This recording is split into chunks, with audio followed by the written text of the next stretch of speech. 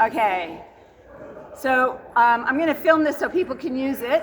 What we're going to do today is just cover some safety things. It's always good to have a good reminder of the safety. And maybe I could put this higher and then don't have to duck down so much. Okay. Yeah. Okay. One of the super important things is we're playing with these little balls. They're going to be everywhere. We don't want them everywhere. The balls themselves we can trip over. That's one of the worst hazards. So we always, when a ball goes astray, we always pick up the ball, be sure that there's no balls just running around. So that's a priority. Ball comes into your court, you just pick it up, and throw it back to the people. So that's a super important thing.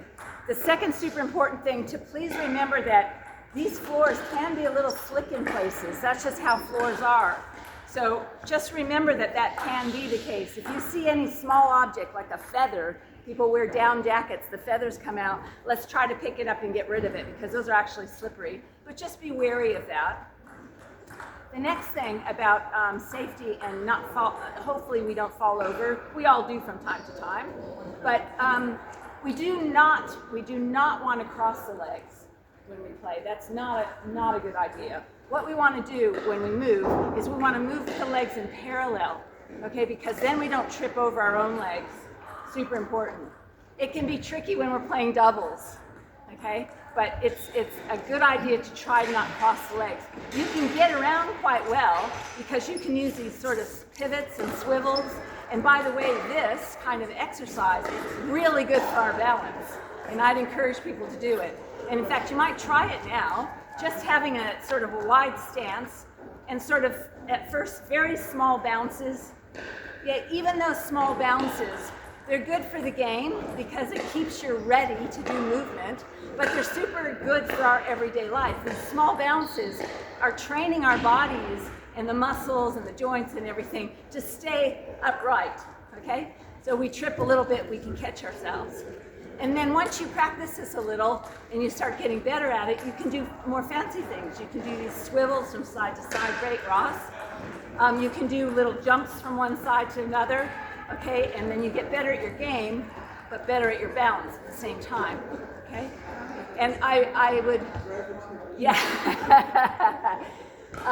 So, I recommend challenging ourselves to do those, but do it, oh, great job.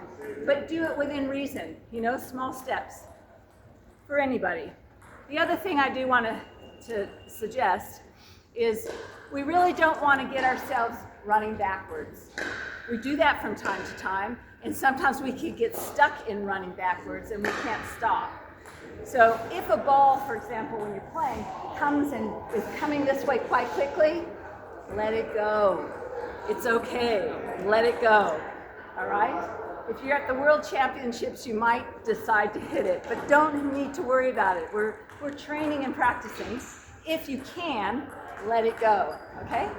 We want to generally be hitting the ball in front of us, okay?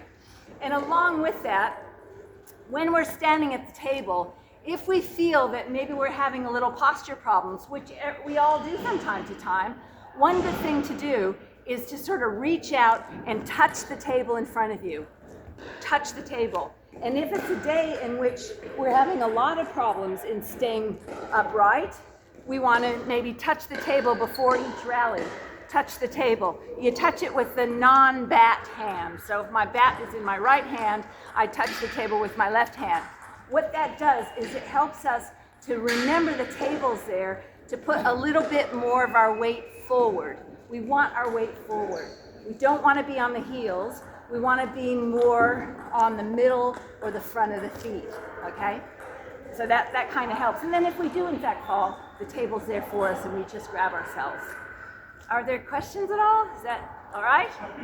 So those are just some reminders. And